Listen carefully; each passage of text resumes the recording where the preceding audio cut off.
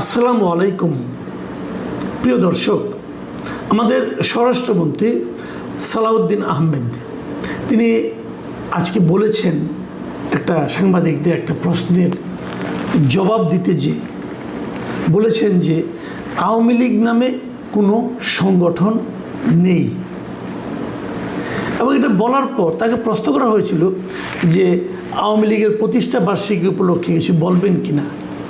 এরকম একটা প্রশ্নের জবাব উনি বলেছেন আওয়ামী লীগ নামে কোনো সংগঠন নেই, তাই নিষিদ্ধ আওয়ামী লীগ উল্লেখ করার কথা জানান তিনি। মানে উনি বলতে বলেছেন যে আপনারা যে প্রশ্নটা করছেন এটা আওয়ামী লীগ কথাটা বললেন না, নিষিদ্ধ আওয়ামী লীগ বলেন। মানে আওয়ামী লীগ নামে কোনো সংগঠন নাই। কথাটা কেমন লাগলো আপনাদের কাছে? এটা কি আপনাদের কাছে খুব সেন্সিবল একটা স্টেটমেন্ট মনে হলো, অথবা এটা কি সালাউদ্দিন সাহেব কিন্তু খুবই প্রাজ্ঞ লোক, অভিজ্ঞ লোক এবং জ্ঞানী লোক, এবং উনি ঢাকা ইউনিভার্সিটি আইনের ছাত্র ছিলেন, আইনের উপর ওনার অগাধ জ্ঞান, এবং জাতীয় সংসদে আমরা প্রায়ই দেখি উনি আইন বিষয়ক অনেক প্রশ্নের জবাব দেন। নিজে স্বরাষ্ট্রমন্ত্রী কিন্তু আইন বিষয়ক, সংবিধান বিষয়ক অনেক প্রশ্নের জবাব, ম্যাক্সিমাম প্রশ্নের জবাব উনিই দেন। কাজে ওনার জ্ঞানের মাত্রা নিয়ে আমার কোনো প্রশ্ন নেই। আমার খালি কেবল প্রশ্ন যে আওয়ামী লীগ নামে কোনো সংগঠন থাকবে না কেন? ধরেন একজন লোকের নাম, মনে করেন আবুল, ধরা যাক আবুল সাহেব একটা খুনের আসামি। এখন আমি যদি বলি যে আবুল সাহেবের যে খুনের মামলা হচ্ছে এটা কী হবে, উনি বলেন আবুল নামে কোনো লোক নাই, বলেন যে অভিযুক্ত আবুল, অথবা বলেন খুনের আসামি আবুল। ভাই এটা তো হলো না, নাম তো আর চেঞ্জ হবে না। আওয়ামী লীগ আমলে আওয়ামী লীগ কিন্তু জামাতকে নিষিদ্ধ করেছিল শেষ দিকে এসে, বিএনপির বিরুদ্ধে নানা ধরনের অভিযোগ ছিল আওয়ামী লীগের, এবং তারা বিএনপিকে নানা ধরনের অভিযোগে অভিযুক্ত করতো। তো তখন কি তারা বিএনপি বলতো না, নাকি বলতো অভিযুক্ত বিএনপি? এটা কেমন কথা হলো? একটা দল, তার দলের নাম তো থাকবে। আওয়ামী লীগ বলতে কোনো সংগঠনই নাই, এই কথাটা উনি কী করে বললেন আমার বুদ্ধিতে কুলায় না, আমি এটা বুঝতে পারি না। এটা কি ক্ষমতার দাপট নাকি অন্য কোনো কারণে নেব, নাকি তুচ্ছতাচ্ছিল্য? দেখেন রাজনীতিতে এই আওয়ামী লীগ আমলে আমরা দেখেছি, আওয়ামী লীগের শাসন আমলে দেখেছি ওবায়দুল কাদের সাহেব অথবা হাসান মাহমুদ সাহেব বিএনপিকে খুবই তুচ্ছতাচ্ছিল্যকে নানা ধরনের স্টেটমেন্ট দিতেন। এবং আমি নিজে বহুবার বলেছি যে এটা গণতন্ত্রের ভাষা হতে পারে না। একটা দল তাকে আপনি এইভাবে তুচ্ছতাচ্ছিল্য করতে পারেন না। আপনি আজকে ক্ষমতায় আছেন, কালকে থাকবেন না, এবং তাই হয়েছে। ওনারা এখন ক্ষমতায় নাই। এখন যারা ক্ষমতায় এখন আছেন ওনারা কি ওই ওবায়দুল কাদের, হাসান মাহমুদকে অনুসরণ করবেন, নাকি প্রকৃত গণতান্ত্রিক ধারাকে অনুসরণ করবেন? আচ্ছা, আওয়ামী লীগ বলতে কোনো সংগঠন নাই, তাহলে আগামীকালকে 23শে জুন উপলক্ষে এক সপ্তাহের জন্য দেশের 6টা জেলায় সেনাবাহিনী নামাইলেন কেন? আওয়ামী লীগ বলতে তো কিছু নাই, তা নামাইলেন কেন? যে জিনিস নাই তাকে দমন করার জন্য, অথবা তাকে কন্ট্রোল করার জন্য, তাকে ভয় পেয়ে আপনাকে সারা দেশে সেনাবাহিনী নামাতে হলো। এবং এর আগে পুলিশের বিভিন্ন বিভাগ কি করবে না করবে, কতশো পুলিশ ঢাকা শহরে থাকবে, ডিটেল কাহিনীও তো আমরা গত কয়েকদিন ধরে শুনে আসছি। কেন? যে সংগঠন নাই সেই সংগঠনের প্রতিষ্ঠা বার্ষিকীকে থামানোর জন্য ভয় পেয়ে আপনারা এই একদম যুদ্ধ রব নিয়েছেন, যুদ্ধ সাজ করেছেন, অথচ যার জন্য করেছেন সেরকম কোনো সংগঠন তো এক্সিস্টই করে না। তাহলে কেন ভাই? এই যে বিষয়গুলো না, এই বিষয়গুলোকে আমার কাছে গণতান্ত্রিক মনে হয় না। আওয়ামী লীগের রাজনৈতিক কার্যক্রম নিষিদ্ধ করা হয়েছে। কে করেছে? অন্তর্বর্তীকালীন সরকার করেছে। অন্তর্বর্তীকালীন সরকার যেটা ছিল এই ডক্টর ইউনূসের, তারা প্রথমত আওয়ামী লীগের বিরুদ্ধে একটা মামলা করতে চেয়েছে, এবং সেই মামলা করার জন্য আওয়ামী লীগ দল হিসেবে আওয়ামী লীগের বিরুদ্ধে মামলা করার জন্য তারা সন্ত্রাস বিরোধী আইনটাকে চেঞ্জ করে ওখানে সংশোধনী এনে বলেছে যেমন আগে যেমন সন্ত্রাস বিরোধী আইনে যদি কেউ সন্ত্রাস করে তাহলে তার ব্যক্তির বিরুদ্ধে মামলা হতো। এখন এই ব্যক্তির সঙ্গে সত্তা যুক্ত হয়েছে, মানে এখানে রাজনৈতিক দলের বিরুদ্ধেও মামলা করা যাবে। তো ঠিক আছে, সেই রাজনৈতিক দলের বিরুদ্ধে মামলা, আওয়ামী লীগের বিরুদ্ধে একটা মামলা তারা করবে আইসিটিতে, মানে ইন্টারন্যাশনাল ক্রাইম ট্রাইব্যুনালে তারা এটা করবে। ওই করেন ভাই, কোনো সমস্যা নাই। তার সঙ্গে আপনি একটা যুক্ত করেছেন যে যতদিন এই আদালতে মামলাটা শেষ না হয় ততদিন পর্যন্ত আওয়ামী লীগের কোনো রাজনৈতিক কর্মকাণ্ড আওয়ামী লীগ চালাতে পারবে না, স্থগিত থাকবে। তার মানে এখান থেকে কয়েকটা জিনিস। এক নম্বর হলো যে আওয়ামী লীগ নামে কোনো সংগঠনকে কি নিষিদ্ধ করা হয়েছে? হয় নাই। কিন্তু যদি মামলার ফল, মামলা যদি বিচারক বলে যে না আওয়ামী লীগ তার স্বাভাবিক রাজনৈতিক কর্মকাণ্ড, আওয়ামী লীগ ঠিক আছে, কোনো সমস্যা নেই, আওয়ামী লীগকে নিষিদ্ধ করা হলো না, তাহলে তো আওয়ামী লীগ আবার আঠে চলে আসবে। এবং এই বিচারের রায় পর্যন্ত হয়তো আওয়ামী লীগের কার্যক্রম আপনি নিষিদ্ধ করে দিয়েছেন আপনার নির্বাহী আদেশের মাধ্যমে। তো নির্বাহী আদেশের মাধ্যমে একটা রাজনৈতিক দলের কর্মকাণ্ড নিষিদ্ধ করাটা কি গণতান্ত্রিক? অন্যরা কে কী বলবে আমি জানি না, আমার কাছে এটা গণতান্ত্রিক মনে হয় না। কিন্তু আইনটাকে আমি কালো আইন মনে করি। ধরলাম কালো আইন, কিন্তু আইন তো, আইনকে তো আমি আবার অস্বীকার করতে পারবো না, আইনকে অমান্যও করতে পারবো না, কিন্তু আমি আইনকে অমান্য করতে চাচ্ছিও না। কিন্তু আমার কথা হলো এই মামলা আপনি কতদিন রাখবেন?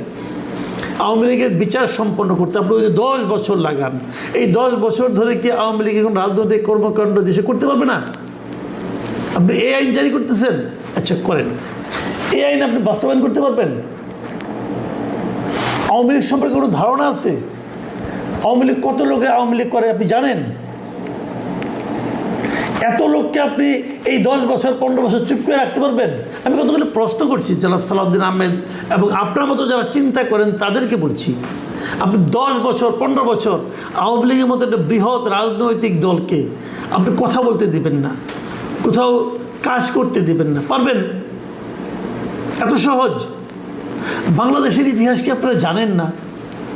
আওয়ামী লীগ নিজেও তো জামাতকে নিষিদ্ধ করেছিল, পেরেছে রাখতে, পেরেছে। বিএনপিকে প্রায় নিষিদ্ধ করে দিয়েছিল, বিএনপিকে সন্ত্রাসী দল, অমুক দল, তমুক দল, কত কিছু বলেছে। বিএনপি জনপ্রিয়তা কি এতে বেড়েছে না কমেছে?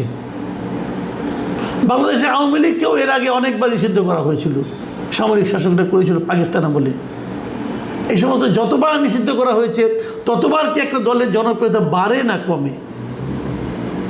কোনো অভিজ্ঞতা তো আপনাদের আছে রে ভাই, এটা তো এমন না যেটা আপনি জানি আপনারা কেউ জানেন না, তা তো না, আপনারা তো জানেন। তাহলে কেন আমি সবসময় বলি যে আপনারা কেন এগুলি ইনভাইট করছেন? দেখুন 23 তারিখে আওয়ামী লীগে একটা প্রতিষ্ঠা, তাদের একটা 77তম প্রতিষ্ঠা বার্ষিকী হবে। 77 বছরের পুরনো একটা দল, কিন্তু এদেশের একদম আনাচে কানাচে পর্যন্ত এই দলের সমর্থকরা আছে। তারপরেও 2024-এর আগস্ট মাসে, জুলাই মাসে যে আন্দোলন হয়েছিল সরকার বিরোধী, সেই আন্দোলনের তোরে তারা ভেসে গিয়েছিল। কারা ভেসে গিয়েছিল? আওয়ামী লীগ ভেসে যায়নি, ভেসে গিয়েছিল আওয়ামী লীগের যে নেতৃবৃন্দ ছিল, যারা আওয়ামী লীগকে দখল করেছিল, তারা ভেসে গিয়েছিল। আওয়ামী লীগের যে দুর্নীতিপরায়ণ, দুর্বৃত্ত প্রবৃত্তির যে নেতৃবৃন্দ ছিল, যে লিডারশিপ ছিল, তারা ভেসে গিয়েছে। তারা কিন্তু ম্যাক্সিমামই বিদেশে আছে, পালিয়ে গেছে। আওয়ামী লীগের সভাপতি, সাধারণ সম্পাদক, সাংগঠনিক সম্পাদক, যত সেন্ট্রাল কমিটি যত লোক আছে, তারা কেউ নাই দেশে। কেন নাই? নাই এই কারণে তারা এত এত অপরাধ করেছে, এত এত অন্যায় করেছে, তারা চিন্তা করেছে দেশে থাকলে তাদের সমর্থন তারা পাবে না। ওই সময় যদি আওয়ামী লীগকে আসতে দেওয়া যেত যে আওয়ামী লীগ এখন মাঠে থাকবে, জনগণ সিদ্ধান্ত নেবে আওয়ামী লীগ থাকবে কি থাকবে না, সেটা হতো সবচেয়ে গ্রহণযোগ্য একটা পথ। কিন্তু অন্তর্বর্তীকালীন সরকার ডক্টর ইউনূসের নেতৃত্বে ওই সময় তারা ম্যাক্সিমাম সময় পরিচালিত হয়েছে জামাত এবং এনসিপি দ্বারা, এবং এদের উর্বর মস্তিষ্ক থেকে বের হয়েছিল যে আওয়ামী লীগকে নিষিদ্ধ করতে হবে। ভাই, আজকালকার দিনে এই গণতান্ত্রিক বিশ্বে একটা পলিটিক্যাল পার্টিকে এভাবে নিষিদ্ধ করা যায় না। এই জিনিসটা বোঝার মতো মেধা, মিনিমাম বুদ্ধিশুদ্ধি আপনাদের যে কেন নাই, এই জিনিসটা আমি বুঝি না। যত আপনারা চাপবেন তত আপনারা ক্ষতিগ্রস্ত হবেন, তত এই দলটার প্রতি মানুষের সিম্প্যাথি বাড়তে থাকবে। সেটা এরই মধ্যে আপনাদের বোঝার কথা অবস্থাটা এখন এমন দাঁড়িয়েছে, জামাত এবং এনসিপি ভয় পাচ্ছে যদি আওয়ামী লীগ কালকে থেকে সক্রিয় হয়ে যায় এবং যদি আওয়ামী লীগকে বৈধতা দেওয়া হয় রাজনীতি করার জন্য, তাহলে জামাত এনসিপি তো আওয়ামী লীগের তোরে ভেসে যাবে রে ভাই। এবং বিএনপির একটা অংশ কিন্তু সেটা চায়। জামাত এনসিপি যেরকম মাঝে মাঝে উত্তেজনাপূর্ণ কথাবার্তা বলে, বিএনপির একটা অংশ কিন্তু চায় এখন যে আওয়ামী লীগ আসুক, এবং এদেরকে সাইজ করার জন্য বিএনপি কিছু করবে না, ওই আওয়ামী লীগই যথেষ্ট। এবং এরই মধ্যে অনেক এনসিপির নেতৃবৃন্দকে আমি দেখেছি, তাদের কথাবার্তায় যতটুকু বুঝেছি, তারা একজন নিরাপত্তাহীনতায় পর্যন্ত আক্রান্ত। তারা মানে তাদের অবস্থান কতটা দুর্বল, এবং এই দুর্বল দলগুলি আবদার করতেছে যে আওয়ামী লীগকে আসতে দেবে না। আবদার করেন ভাই, কোনো সমস্যা নাই, আপনাদের আবদার বাস্তবায়িত হোক, সরকার করুক, তাও আমার কোনো ব্যাপার না, এটা তাদের ব্যাপার, আপনার ব্যাপার। কিন্তু আমি যতটুকু বুঝি, এইভাবে আপনার আওয়ামী লীগকে মানে তাদের কর্মতৎপরতা, তাদের মানে কাজকর্ম, তাদের অবস্থানকে আপনারা কিন্তু নিষিদ্ধ করতে পারবেন না, এতে আমার কোনো সন্দেহ নেই। এবং আগামী দিনগুলোতে যেটা হবে, 6টা জেলা আমরা দেখেছি অলরেডি কী কী করা হয়েছে। 6টা জেলায় কিন্তু, এবং এটার একটা যুক্তি দিয়েছিলেন স্বরাষ্ট্রমন্ত্রী, তিনি বলেছেন যে কয়েকটি জেলায় কার্যক্রম নিষিদ্ধ আওয়ামী লীগের তৎপরতা বৃদ্ধি পাওয়ার প্রেক্ষিতে এইড টু সিভিল পাওয়ারের আওতায় সেনা মোতায়েন করা হয়েছে। এই এলাকাগুলি কোনগুলি? Dhaka, Chattogram metropolitan area, Gazipur metropolitan area, Narayanganj জেলা, গোপালগঞ্জ জেলা ও ফরিদপুর জেলা, এই 6টা জেলা। আচ্ছা, অন্য জেলাগুলি করলেন না কেন? অন্য জেলাগুলি কি আওয়ামী লীগের তৎপরতা নাই আপনাদের? তো আমি জানি না কালকে 23 তারিখ আওয়ামী লীগের কোনো কর্মসূচি আছে কি না, থাকলে কীভাবে আছে, এগুলো নিয়ে আলোচনা আমার ব্যাপার না। কিন্তু আমি যেটা বলতে চাচ্ছি যে আগামীকালকে কী হবে, এটা নিয়ে কিন্তু মানুষের মধ্যে এক ধরনের আতঙ্ক তৈরি হয়েছে, উদ্বেগ তৈরি হয়েছে। এই উদ্বেগটা তৈরি হতোই না যদি নাকি বিষয়টাকে ইজিভাবে না হতো। এখন তারা করবে, এরা ফেরাবে।